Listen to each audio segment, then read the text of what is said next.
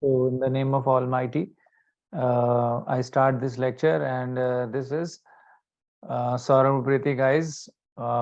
As you can see here on the screen, that we have now again opened our courses for different English, um, you can say papers like LT lecturer, NET crash course is also going on at the same time.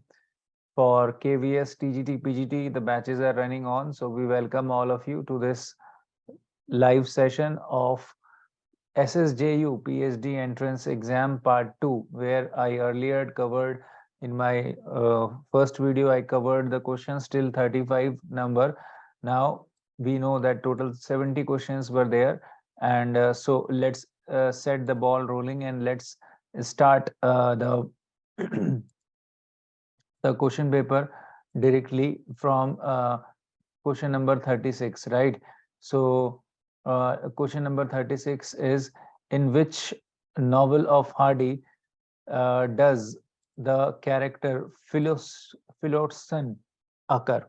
Okay, so this is again a very important character, and this character occurred in Jude the Obscure by Thomas Hardy, right? So question number 36, we have got the answer here. It is Jude the Obscure, and the answer, and it occurred in the year, sorry, 1895, right? 1895 is the year when Jude the Obscure was written by Thomas Hardy. We know that this novel was ultimately banned, eventually banned because of its highly offensive, you can say, literature. It was the copies of Jude the Obscure was burned, and we know later on that Hardy gave up the novel writing after that and eventually became the poet, right? So let's move on to question number 36, guys. This is SSJU PhD entrance part 2, where we have covered 50% of the questions in my earlier video. So let's now move on to question number 37, which is, when did Steele start the Tatler paper? Okay, so again, a relatively easy question. We know that Steele started the Tatler paper in the year 1709, and it continued till 1711, right? So this continued for 1 year. We know, guys, that Richard Steele is the writer who is known for starting maximum number of periodicals in the 18th century. This you can write as a very important point, that he started the maximum. That means there were many writers who started the periodicals, but he was the one who wrote the maximum number of, or who introduced, started the maximum number of periodicals in the 18th century. We are talking about the uh, great writer Richard Steele, whose prose style, please write it down, it's a very important point. His prose style is called as magisterial prose. Note कर लेना, इनकी जो pros style है magisterial pros कही जाती है। और ये बहुत ही इंपॉर्टेंट पॉइंट है गाइस, कि ये जो है उस समय के जो लिटरेरी क्लब थे, दो लिटरेरी क्लब, 18 सेंचुरी के दो लिटरेरी क्लब्स थे गाइस। आपको देखना है कि ये कौन से क्लब में, लिटरेरी क्लब में थे, ये मैं आप पर छोड़ रहा हूँ, ठीक है ना। एक स्क्रिबलर्स क्लब था और एक किट कैट क्लब था। तो ये कौन से क्लब में थे, ये आपको लिटरेरी क्लब में, आप अपने ऑप्शंस, अपने आंसर्स कमेंट बॉक्स में बताइएगा। तो ये कौन से क्लब के थे, वो आपको देख के खुद ही फाइंड आउट करना है, ठीक है। Magisterial prose means writing like a magistrate. He has a certain, you can say, subjectivity in his style, a unique prose style. We know that Addison and Steele eventually were called as the prose writers of the 18th, prose reformers of the 18th century, right? So moving on, question number 38 is, in which play of Shakespeare do the character Valentine and Proteus occur? So this is again a very different type of question which came in this paper, and the answer is the Two Gentlemen of Verona. Yes, guys, this is one of the earliest plays. In fact, in my earlier lectures, I have told you that it is the first, you can say, play. Also in some of the books it is written as the first play of written by Shakespeare, you can say. So the Two Gentlemen of Verona. So we know that the part of it is also included in NCRT books. Okay, so this is a important, you can say, a story, or should I say play, in that context. Verona is in Italy, right? So who wrote the book The Subjugation of Women? Okay, so very important work, guys. This work was written by John Stuart Mill. Yes, a political reformer and a very important feminist, who was inspired from his wife Sarah Taylor, also who herself was a, you can say, very influential feminist of 19th century. The subjugation of women, the subjection, I think the spelling is Subje Jation, the subjugation of women, and the year is 1869. The year is important. So guys, J.S. Mill is known for various other, you can say, works, and he is a political reformer. He is also associated with the concept of utilitarianism. We know Bentham and Mill. Utilitarianism is a very important concept, political philosophy rather, which was quite prevalent in, you can say, uh, utilitarianism, which was quite prevalent in those days. Okay, let me just utilitarianism, right? So this is the spelling, and in Hindi called as Upyogitavad, maximum good for maximum people. Jeremy Bentham was another writer who was influenced, or who influenced utilitarianism. So it's a political philosophy where, you can say, the utility of the objects was considered as the most important virtue, right? So please do remember J.S. Mill as a very important feminist of the 19th century. Okay, moving on. Question number 40 we have got. In which poem of Coleridge do the following lines occur? Oh, the joys that came down shower like of friendship, love, and liberty.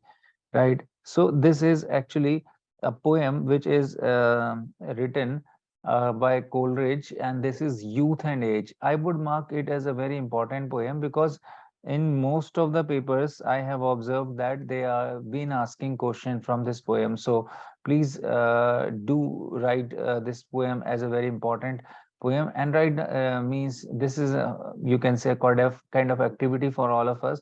Write down the detailed explanation of this poem. Okay, explanation of this poem is very important. Actually, Coleridge, you can say, compares and contrasts the two, you can say, ages, youth and old, in this poem. Okay, and this poem is actually has a nostalgic appeal to it. So in that regard, we know that Coleridge's poem are important because Coleridge is a poet of supernatural beauty. He also writes about the nostalgia that is prevalent in the poems of Coleridge. So we can say that he was a very important poet in that context. So youth and age can be done in detail, right? For especially from competitive point of view. So who among the following wrote Confessions of an English Opium Eater? This is a very pet question, a very common question that they have been asking, especially in NET exams. It's one of their favorite questions. It was written by Thomas De Quincey. Yes, my dear friends, Thomas De Quincey was a romantic age essayist. He is known as a very important philosopher and one of the earliest work writer who worked on the concept of dreams and unconscious images. Please write this as a very important point.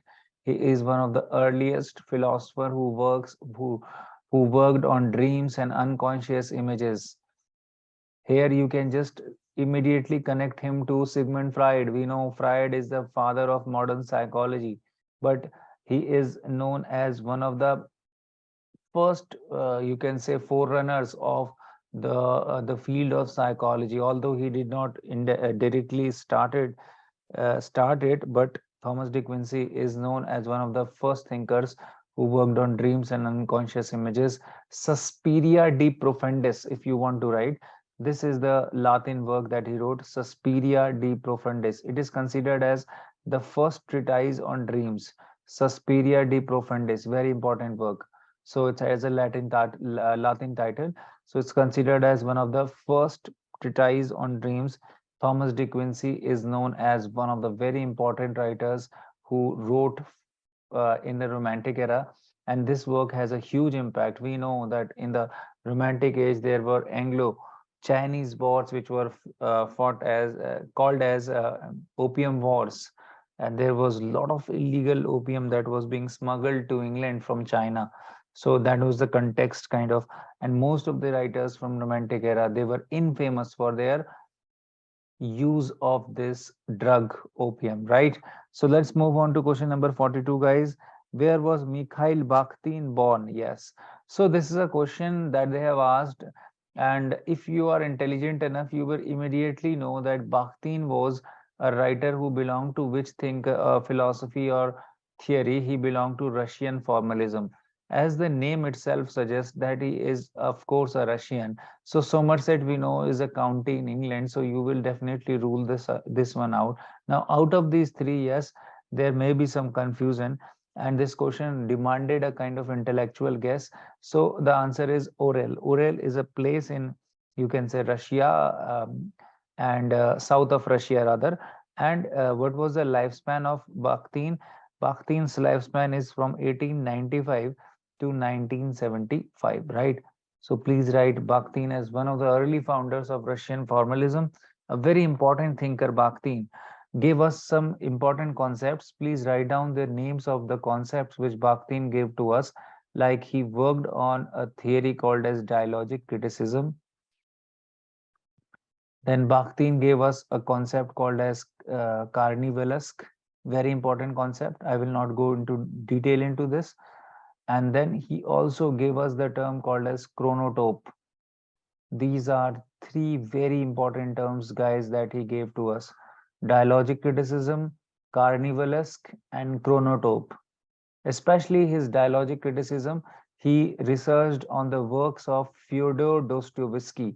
I don't know how many of us have heard about this Russian legendary author and novelist from 19th century, Fyodor Dostoevsky. Especially the net aspirants, please do mark him as five-star author. Fyodor Dostoevsky is known as one of the early writers of existentialism, and he is famously remembered as the author of Crime and Punishment.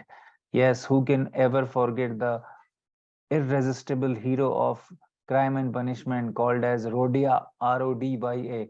Rodia commits a crime in this very critically acclaimed novel, and then how he overcomes his guilt and eventually accepts his punishment, and his relationship with a prostitute called as Sonia. So Rodia and Sonia, they were the two famous, you can say, major characters of this very important novel, Crime and Punishment, written by Dostoevsky. And why did I bring this topic, Dostoevsky, in the class? Because, guys, I told you that Bakhtin has, in his dialogic criticism, critically acclaimed the works of Dostoevsky. So Bakhtin has been a huge fan and a critic of the novels of Dostoevsky. And please remember that Dostoevsky influenced legendary modern authors in English language like Virginia Woolf, James Joyce, you name them, and you will have it.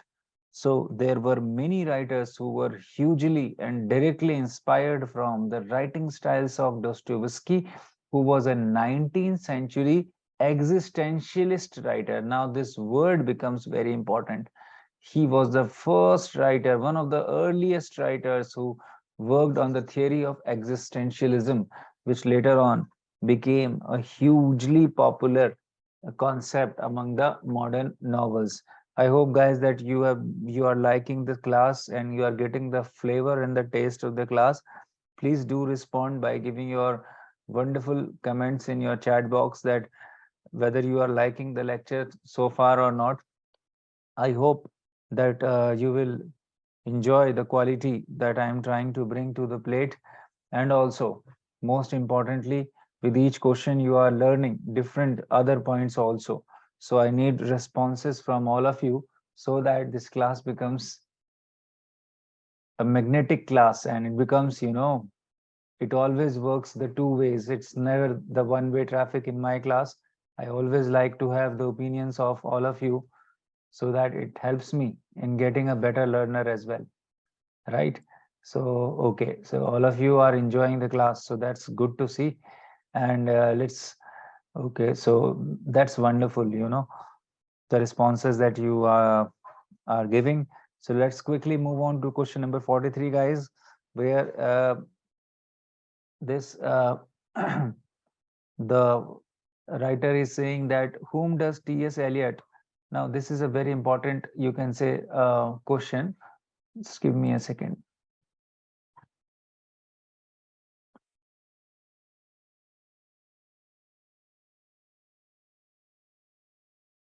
So here we can see whom does T.S. Eliot refer to as. This question is also, I would mark it as very important question, because they have asked this question in different exams, that T.S. Eliot referred to whom as the great master of metric. Metric means meter, as well as melancholia, which means melancholy, of course, and who has the finest ear of any English poet, says Milton. Now this question, as I have marked it as 3-star question, please mark it as very important question, because it's not easy to get, the praise from the critically very you know critically very upright and very, should I say, a strict critic, T.S. Eliot. So if T.S. Eliot praises someone, then it becomes a great deal for all of us. And so whom does he praise in this wonderful quotation about his lyrical style, his meter, and his melancholy? Yes, he is talking about one of the greatest Victorian poets of the age, Alfred Tennyson. So please remember that according to T.S. Eliot, Tennyson has a lyrical quality. They may ask this question in a different way also. So you must remember that T.S. Eliot praised his lyrical quality as well as his meter and his melancholy. Melancholy, a touch of, sadness. So that is there. If you remember the greatest melancholic poet, right? Thomas Gray of the mid 18th century. Elegy written in a country churchyard, right? Just for your information. So let's move on to question number 44, which is just a one-liner. This question, they, especially in Kumaon University and our Almora University, or should I say earlier called as Kumaon University, they have been asking this question right from the MA days. When I was in my MA, this question was asked even at that level. So they have asked this question right from the depth of the novel of Anita Desai, Voices in the City. Now, Voices in the City is actually an existentialist novel where a struggling journalist sees how. So it's a story of a struggling journalist. You can write his name also. Characters' names are important. Struggling journalist and his siblings. And the name of the journalist was Nirod, Nirode. So Nirod is this is the spelling also. So Nirod was the, or should I say, is the hero of this novel, Voices in the City, and it deals with the existential crisis of the urban youth living in the living in an urban city of India. So which character commits suicide? So Monisha actually commits suicide. Monisha is the sister of Nirod. So the answer to this question is B. So that's the answer for you. So 44 is done. 44th question. Let's move on to question 45. Now this is again a very important question, that in this question they have asked the writer of the famous play, the Playboy of the Western world. So, guys, the answer is J.M. Singh. Yes, John Millington Singh. He is one of the writers from Irish Renaissance, or should I say Celtic revival. And this writer is known for his unique lyrical prose, lyrical Irish prose. In this play, he has shown us the lyrical Irish prose, and this is a controversial play also. It created riots in Ireland at that time. Okay, so writes, Dange. So Playboy of the Western World, J.M. Sinch, one of the writers of the, you can say, Irish Renaissance, and is known for his lyrical Irish prose. Um, Playboy of the Western World, the name of the hero is important. His name is Christy Mahon. Please write down his name. His name is Christy Mahon. And in this novel, Christy Mahon claims that he has killed his own father, but in actuality the father was not killed. So he was a kind of, a kind of it, and he charmed the, you can say, the Irish girls with his macho style, but ultimately whatever he claims eventually did not turn out to be true. So this play has a, you can say, kind of typical Irish humor and language attached to it, which makes it a must, you can say, see play, this one. So let's move on to 46. Before I move on to question number 46, guys, in question 45, please remember J.M. Singh also for another one act classic, Riders to the Sea. Yes, a very important play where one lady suffered silently as she sees all her sons die, you know, one by one. Okay, so let's move on to question number 46. Which novel of Austen was recreated and renamed as Pride and Prejudice? Again, a very important question. Now, I would also suggest all of you, those who are watching this, please solve it before I give you the answer. Try to solve it on your own in this way, or at least you can pause the video if you are looking at the recording. Pause the video and then check out the answers for yourself, and then, play it again. In that way, you will learn. Okay. Otherwise, it will be spoon feeding. So, guys, the answer to this question is first impressions. Yes, my dear friends, this novel was actually earlier titled as First Impression. It was written in the year 1797, but due to certain reasons, the novel was not published. Eventually, it was published in the year 1813. The novel is famous for its, first of all, its picturization in terms of Bollywood also, where we see and that the great Aishwarya Rai and Amitabh Bachchan also acted in this, and in this movie. Uh, Aishwarya Rai, I'm quite sure. I'm not sure about Amitabh Bachchan, but Aishwarya Rai definitely acted as Elizabeth Bennet, right? So the famous protagonist of this novel by Jane Austen was Elizabeth Bennet, who is prejudiced about everything. And then the hero, very famous hero of this classic Jane Austen novel was Darcy. Okay, so Darcy is the male and Bennett was female. So these are the respective protagonists and how they eventually become the better version of themselves by refining their quality. The mental growth of the protagonist is being shown. So we can see such novels as Bildungsroma. Please write it as a very important word, Bildungsroma, which means the coming of the age novel. ये question तो आ ही रहा है. आप मेरे से कहो कि sir कौन सा सबसे इम्पोर्टेंट क्वेश्चन आया आपकी क्लास में अभी तक, तो बोलूंगा ये वाला टर्म है भाई. 5 स्टार सीधा रख दिया मैंने. इसको coming of the age novel भी कहते हैं. सरल शब्दों में, जब ग्रोथ, इनर ग्रोथ दिखाई जाए नॉवल की, इन प्रोटैगनिस्ट की या कैरेक्टर की, तो उसको हम क्या कहते हैं? Bildungsroman, which is a German term, right? So first impressions was the original title written by this famous novel, right? So let's move on to question number 47, guys. Who among the following wrote the plays Campaspe, Sappho, and Phao? So this is actually, especially the play Campaspe is considered as a as a comedy, and this is a play written by John Lilly, who is one of the university wits. Yes, my dear friends, Lilly wrote these plays. This question is asked from Elizabethan age. He is one of the university wits. Lilly is known for his uh, very important prose style, stylistic innovation in his work Endymion. John Lilly's Endymion, we know, is considered as a, oh sorry, not Endymion. He also wrote Endymion, but he is known for his cult classic Euphus Lily. Euphus, the Anatomy of Wit. I think Lily also wrote Endymion. Please check it. I am not confirming it. Endymion is written by many writers apart from Keats, of course. So Euphus, the Anatomy of Wit, was the work that I was earlier referring to. Okay. So euphemism is the title that is given to the unique prose style of Lily. Question 48. How does Ophelia die in the play Hamlet?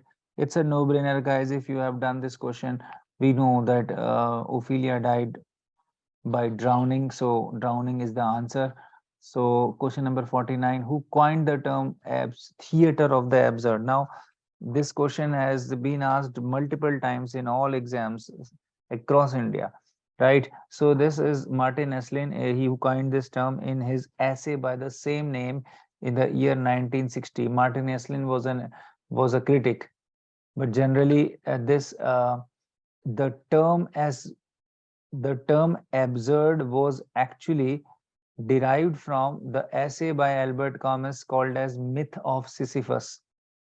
Please write down the name of this very famous essay, Myth of Sisyphus. This in this essay, Albert Camus or Camus, called as Camus, gave us the term absurd, which means strange or which means meaninglessness.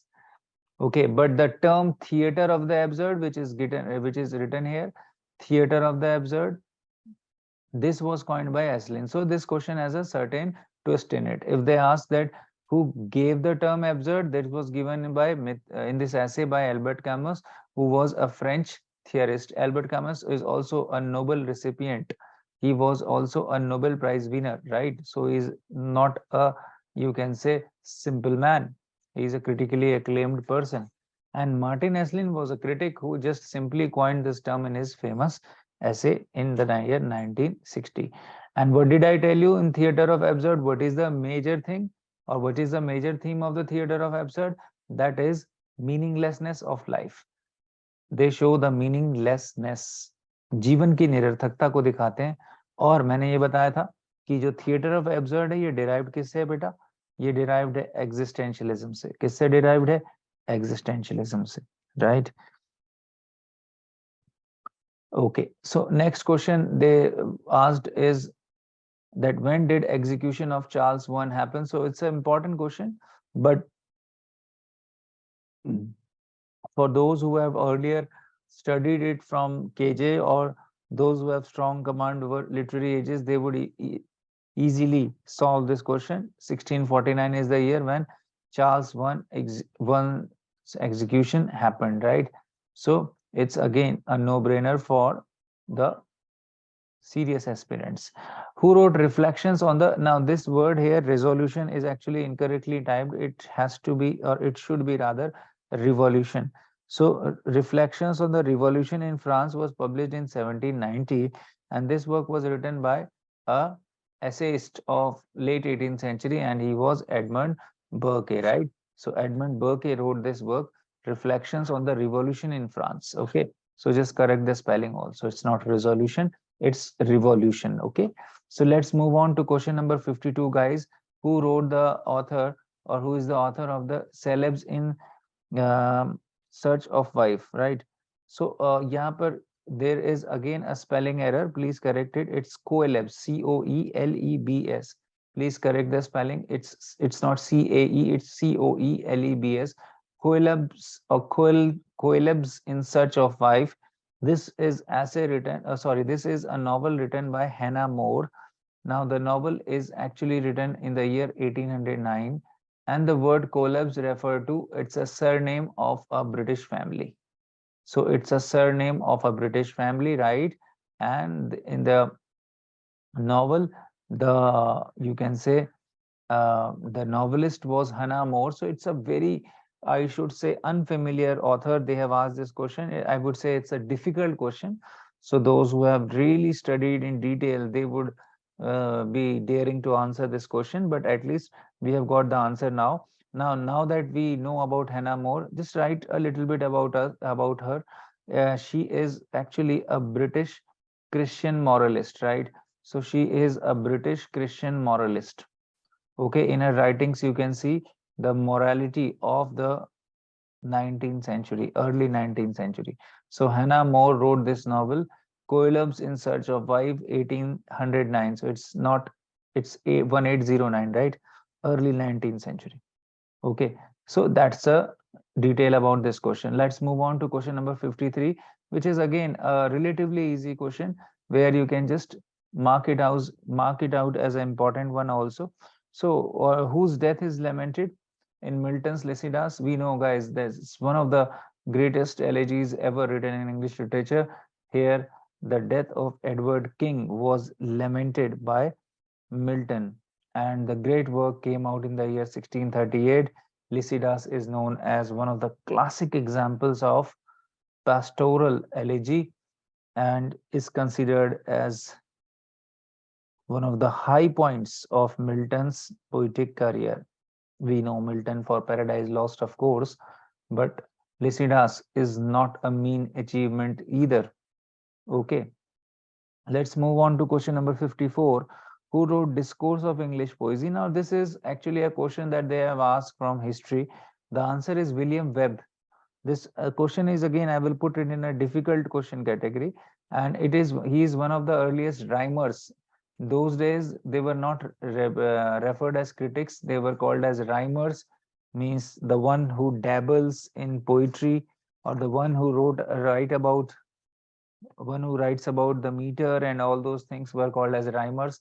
So he was one of the earliest Elizabethan age critics or rhymers, William Webb, right? So this question is again just a question for you to, you can say, observe and remember.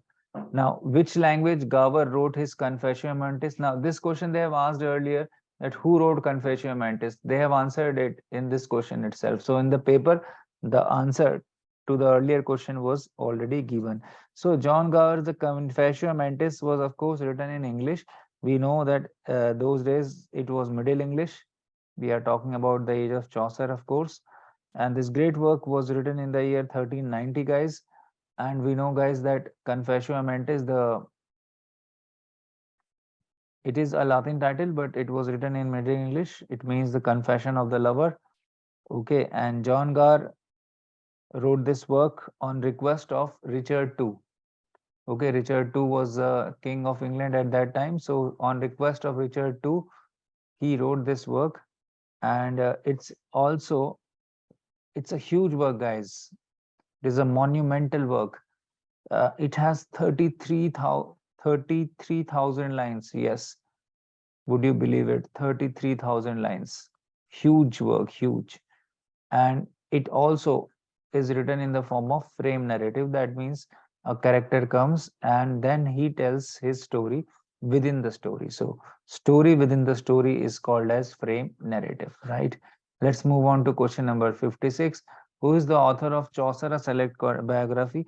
Now, in this question, I could not find out the clear answer because there are these writers, and and if you Google and if you try to find out the author of this work, you are coming across another name. So I will consider this as a controversial question.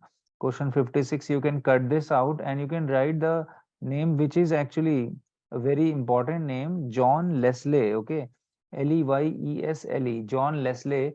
This is the name that they have been giving us wherever we, try to find it out. So that is the name, John Leslie. So instead of all the four options, I would go for this and count it as a controversial question.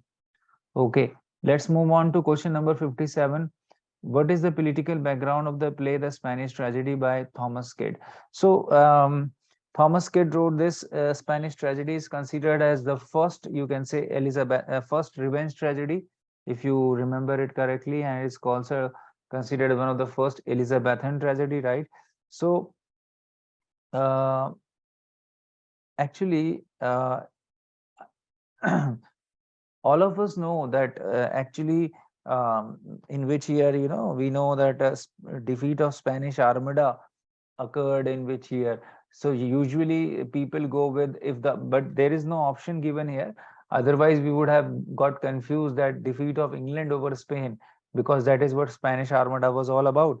But in fact, when I explored this question in detail, I found out that it was not the English victory over Spain, but it was the victory of Spain over Portugal, which was eventually the political background of this famous work, The Spanish Tragedy. So please, you can say straight out, or mark out your corrections as very important one.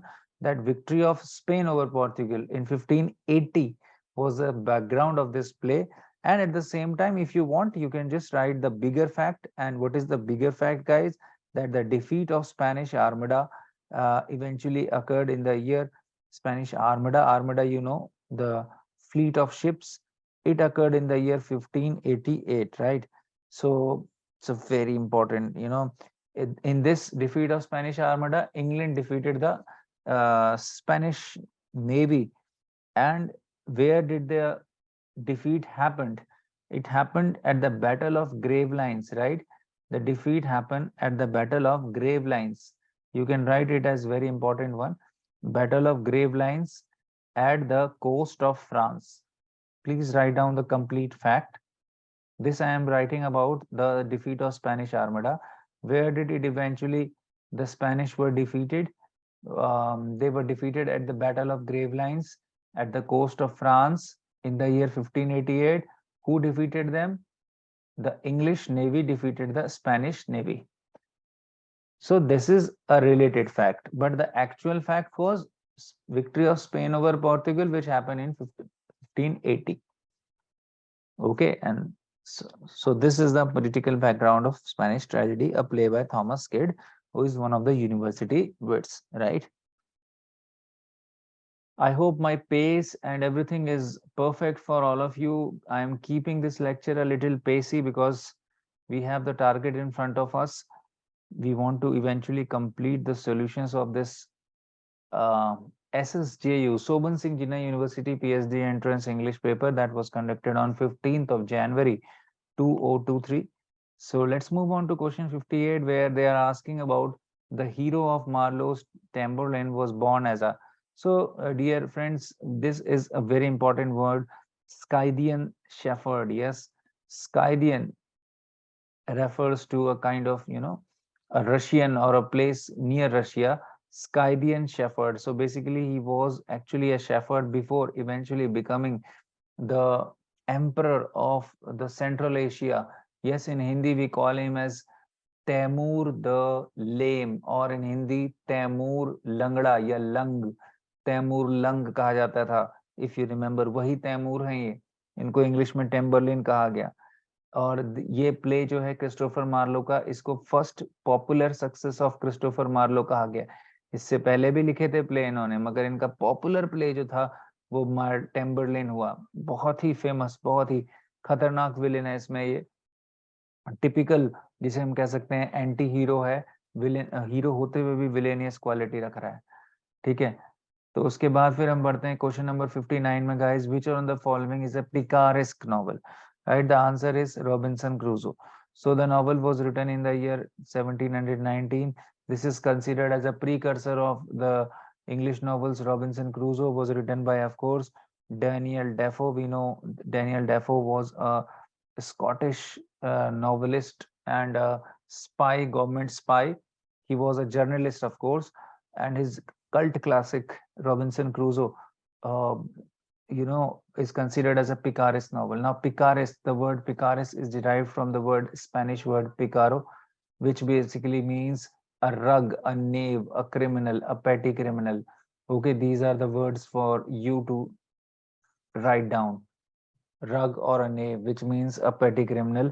So the tradition of picaresque novel eventually is actually brought out in England by, you can say, or should I say, from Spain and Portugal, where the famous writer Cervantes wrote his classical work called as Don Quixote.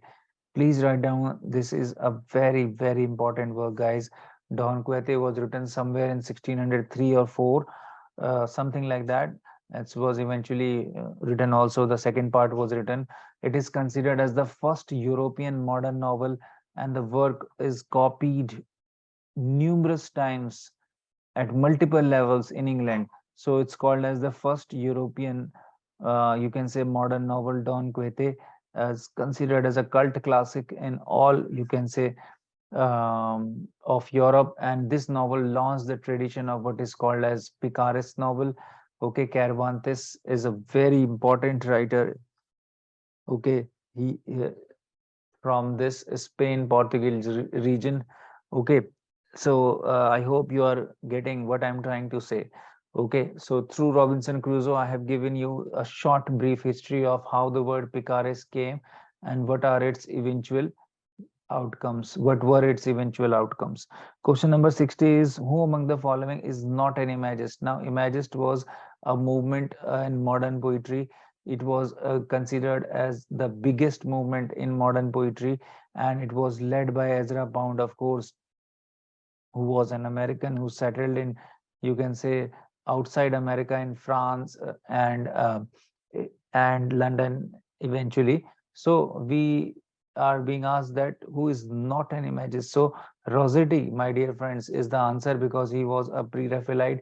He could not be an imagist. He was actually from a poet from the, you can say, 19th century, and imagism was in the early 20th century. Okay, so question number 61, guys, we have got here, what type of drama Shelley's Prometheus Unbound? So Prometheus Unbound actually is actually a classical play. It was written in 4 acts, and it is actually a lyrical drama, and the lyrical drama where there is no action but only narration is called as closed drama. So the answer is B. And if you remember, the play was written in the year 1820. And do you know about Prometheus? Prometheus, according to the Greek mythology, he was the one who gave fire to humanity to save. And for that, eventually, he was given the punishment by God Zeus.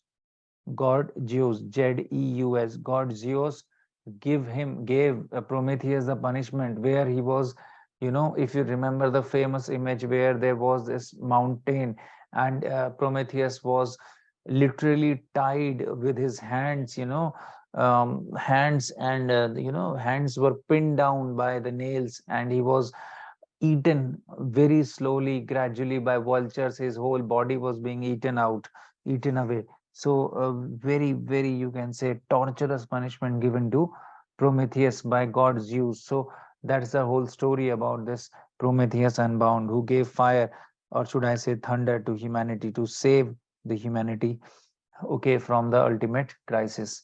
Okay, so question number 62. All these are very important explanation, guys. Question 62. What does the term enjambment? Now, this question also I would put directly in 5-star category because they have been asking this enjambment in all the exams right across India. So basically, it means a run on line, which means the sense of the line does not end with the line.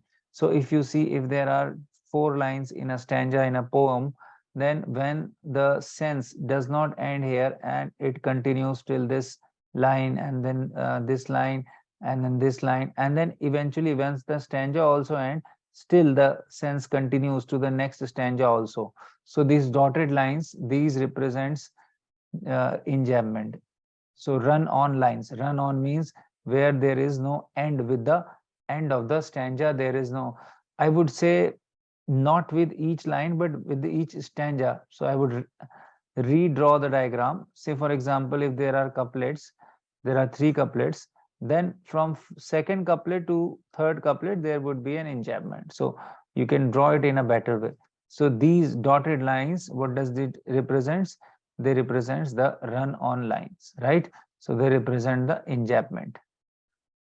So it's a kind of, to bring to the poem the flow, we use the enjambment.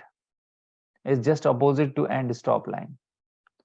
Okay, who is the author of the line, work without hope draws nectar in a sieve and hope without an object cannot live? Beautiful lines, guys. Nectar in a sieve reminds a little bit about Kamla Markande, but eventually this is not the answer. This is just a trap for you.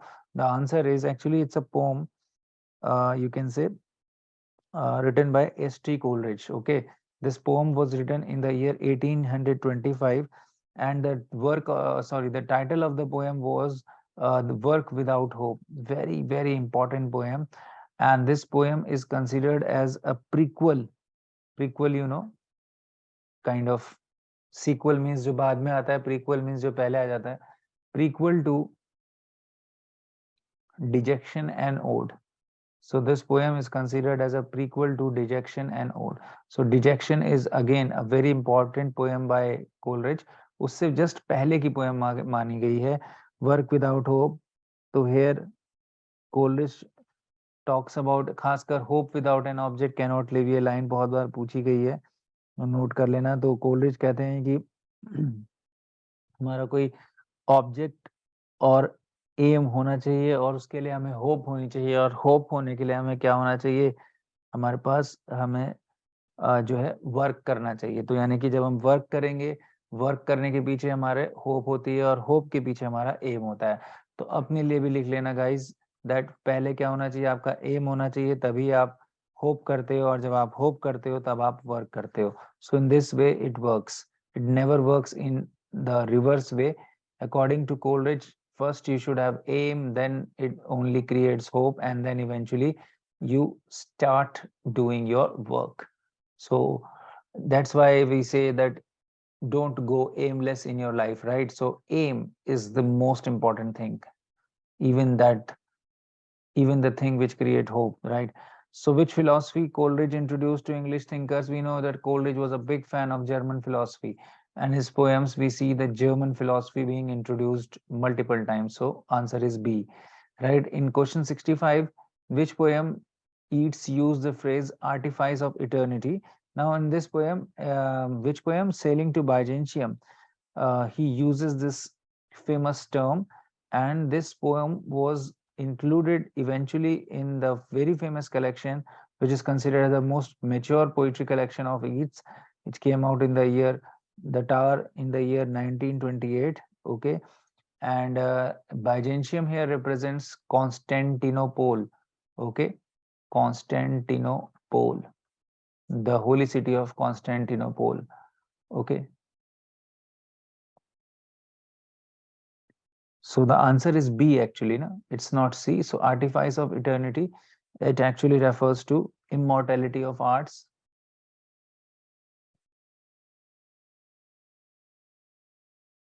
The meaning of this phrase, and Sailing to Byzantium actually is written in 4 stanzas. There are 4 stanzas in this poem, and the poem is written in Ottawa Rima. Please write it down, Ottawa Rima. Now, Ottawa Rima is a stanza which is in 8 lines. So 8 line stanza. Ottawa Rima is a 8 line stanza, and there are 4 stanzas of Ottawa Rima. So 4 into 8, we have got 32 lines in the poem. We are talking about Sailing to Byzantium, very important. Okay. So let's move on to the next word. Who coined the term a creature feminine? A creature feminine, the term means woman writing or writing by women, women's writing. And this term was coined by Helen Sixo. Helen Sixo in her classical work Laugh of the Medusa. Please net वाले इस work को detail कर लेना। Laugh of the Medusa, Medusa क्या है इसको पढ़ लेना। एक माइथोलॉजिकल पेंटिंग है, स्टोरी है, 1975 में आया लाफ ऑफ द मेडूसा। और हेलेन सिक्सो कहाँ की है? एक फ्रेंच फेमिनिस्ट है, फ्रेंच फेमिनिस्ट है। ठीक है, चलिए let's move on to the next question. Question 67, which book of Spencer is dedicated to Philip Sidney? The Shepherdess Calendar. Actually this is one of the first major, popular work of Edmund Spencer, and he wrote this work in year 1579, and he dedicated it to his friend Philip Sidney. तो ये तो Spencer और Sydney दोनों giants हैं Elizabethan age की writings में, तो बहुत इंपॉर्टेंट क्वेश्चन था। 68 में आते हैं।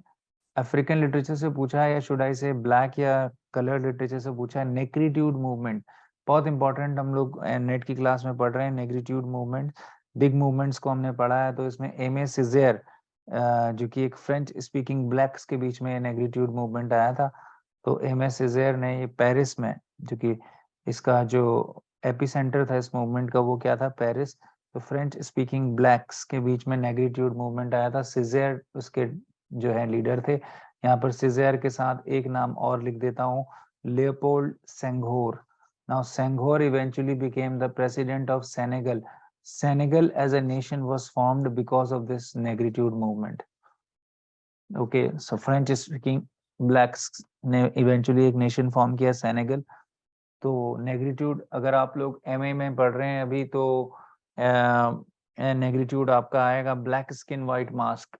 ठीक है, बहुत ही फेमस वर्क है। तो वो भी ब्लैक हमारे एक ऑथर है, उन्होंने लिखा है, आप देखेंगे ब्लैक स्किन व्हाइट मास्क किसने लिखा है, और वो भी नेग्रिट्यूड मूवमेंट को, यस, नेग्रिट्यूड मूवमेंट से इन्फ्लुएंस्ड हैं। तो वो कैरिबियन आइलैंड में एक आयरलैंड है, वहां पर रहते हैं। तो जी हाँ, फ्रेंड्स फैनन की बात कर रहा हूँ मैं, फ्रेंड्स फैनन, ठीक है। क्वेश्चन नंबर 69 में आते हैं, who is the author of biography of life of Milton. Life of Milton कई लोगों ने लिखा है, बट इवेंचुअली ये सैमुअल जॉनसन इसमें मैं लेके चल रहा था। लाइव्स ऑफ पोएट्स जो कि उनकी कलेक्शन ऑफ बायोग्राफीज है, जिसमें 52 बायोग्राफीज का कलेक्शन है, उसमें जो है eventually life of doctor Johnson भी है। ये कलेक्शन 1779 से 1781 तक लिखते रहे ये डॉक्टर जॉनसन, और इसमें इन्होंने लाइव्स ऑफ पोएट के अंदर लाइफ ऑफ मिल्टन को लिखा है, ऑफ कोर्स। तो answer is A, right. So let's move on to question number 70। Which poet compose the long narrative poem Right Royal. So Right Royal ये actually एक poem है जो कि जॉन मैसफील्ड ने लिखी थी। जॉन मैसफील्ड, ऑफ कोर्स, ये poem 1920 में लिखी गई है, और ये एक एक्चुअली जो है राइट रॉयल, ये एक रेस हॉर्स की कहानी है। किसकी कहानी है? रेस हॉर्स, रेस में दौड़ने वाला जो घोड़ा होता है उसकी कहानी है। और जॉन मैसफील्ड के बारे में बताते चलूं आपको जाते जाते, 1930 से 1967 तक ये क्या रहे भाई? पोएट लॉरिएट रहे। इनका पोएट लॉरिएटशिप पूछा जा सकता है। पोएट लॉरिएट आपको पता है यूके में ट्रेडिशन है, अब तो जो है 10-10 साल के लिए बनते हैं, तो पहले ज्यादा सालों के लिए भी बने रहते थे। तो 30 to 67 पोएट लॉरिएट रहे। इसके अलावा मैसफील्ड जाने जाते हैं अपने कुछ पॉपुलर चिल्ड्रन पोएम्स के लिए, जैसे द सी फीवर। इसके अलावा द सॉल्ट वाटर बैलेज इनका पूछा गया है, द सॉल्ट वाटर बैलेज, ठीक है, ये भी इनका एक अच्छा और काफी क्रिटिकली एक्लेम्ड पोइट्री है, द सॉल्ट वाटर बैलेज। और फिर क्या है, लास्ट है द एवर लास्टिंग मर्सी। ये 3 पोयम इनकी एक्स्ट्रा लिखा रहा हूं मैं, इसके अलावा राइट रॉयल के अलावा, जो कि मैसफील्ड ने लिखी थी, जो कि एक रेस हॉर्स की कहानी है। द एवरलास्टिंग मर्सी भी इंपॉर्टेंट पोयम है। So this is it, I think, guys. We have covered the 70 questions. It's a perfect session. Thank you so much, all of you. So if you want to join our courses, if you want to know a little bit more about me, and also a little bit more about your preparation for especially related to English and other courses, please do call us. Okay, so you have got our numbers. Thank you so much for your love and support. I will see you all soon in my next video. Thank you.